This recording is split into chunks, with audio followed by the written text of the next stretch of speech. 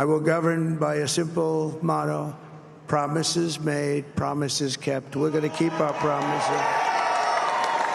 Nothing will stop me from keeping my word to you, the people. We will make America safe, strong, prosperous, powerful, and free again.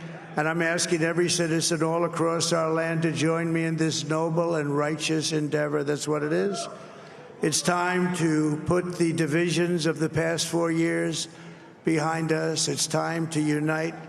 And we're going to try. We're going to try. We have to try. And it's going to happen. Success will bring us together. I've seen that. I've seen that.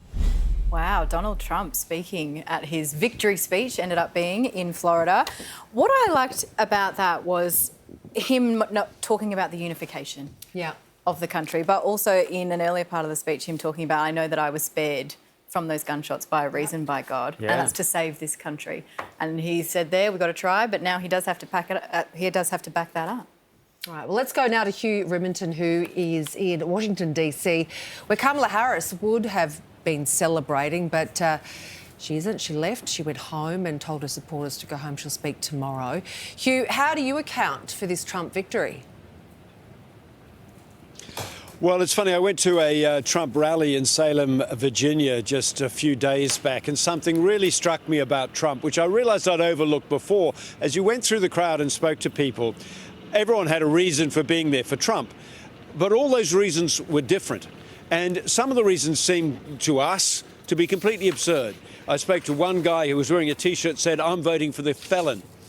And his reasoning was that God had stayed the hand of the assassin in Butler, Pennsylvania, and that was a signal that God wanted Donald Trump to save America, so he was going to vote for Donald Trump. He was probably going to vote for him anyway, regardless of Butler, Pennsylvania.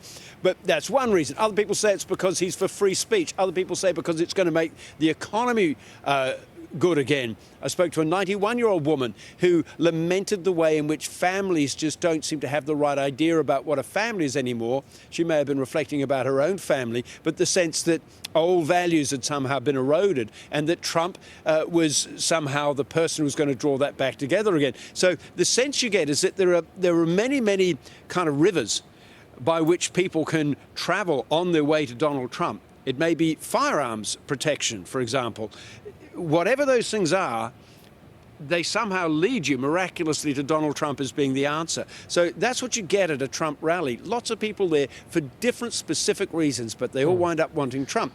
You couldn't see that with Kamala Harris to the same degree. She was just kind of saying, look, it's business as usual. We'll be a proper government, we'll be sensible, the chaos will end, and we'll bring back reproductive rights to women, which certainly brought some women on board, but may have alienated others and brought more of those conservative voters out again. And there's a gender split, women for Kamala Harris. Men, the other side of that coin, is that men were overwhelmingly for Donald Trump. So Kamala Harris didn't present that enthusiastic thing that Donald Trump was able to do. And right to the end, he's seen as entertaining and mischievous. He breaks rules, he gets away with it. Americans kind of like that. Hugh, I'm interested in your observation on this because in many respects there's now nothing standing in Trump's way. They've got both houses of Congress by the looks of things. He will have a cabinet, he'll have an administration filled with people that are, you know, really proper MAGA Trump supporters, not the likes of the old Republican Party who he had in the first term that he was in office.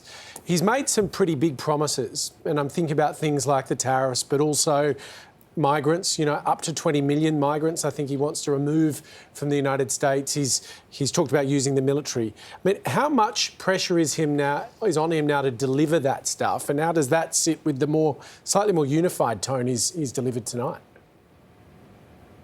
Well, he has an absolutely sweeping clear hand. The House, it seems, is going to be for him. The Senate looks as if it's absolutely for him. The Supreme Court is not going to hold him back because that's stacked 6-3, deep conservative, and he doesn't have to be re-elected. You know, who knows in 4 years' time whether he might try to change the Constitution to get a third term or just end term limits or whatever. But at the moment, he doesn't need to be re-elected. He can do whatever he likes. He doesn't have to worry about going back to the people. I cannot recall a time in history when a figure that is so radically different to what has gone before, other than his first presidency, has such a free hand to do what he wants to do. without any concerns about being re-elected or anything else.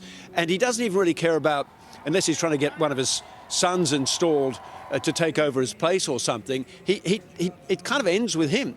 So he can do whatever he likes. He's already indicated he intends to give Elon Musk some kind of senior role. He has absolutely indicated he wants to give Robert Kennedy a role in health. Robert Kennedy is a vaccine skeptic. He has some quite useful things to say about the obesity epidemic across the United States. But he stands right on the outside, the fringes, if you like, of what are certainly conventional views about healthcare. And yet he's going to be given a senior role. So, we just do not know, with no restraints on him at all, what Trump 2.0 might look like. But it's going to be a hell of a ride. That's all you can say. Hugh, very briefly if you can, because we've got to get to the top of the hour. Oh, yes, Hugh, I was just interested in, with that free sweeping hand, what does that mean for the rest of the world? What is he going to do? Well, if you're in Ukraine, you're worried as hell.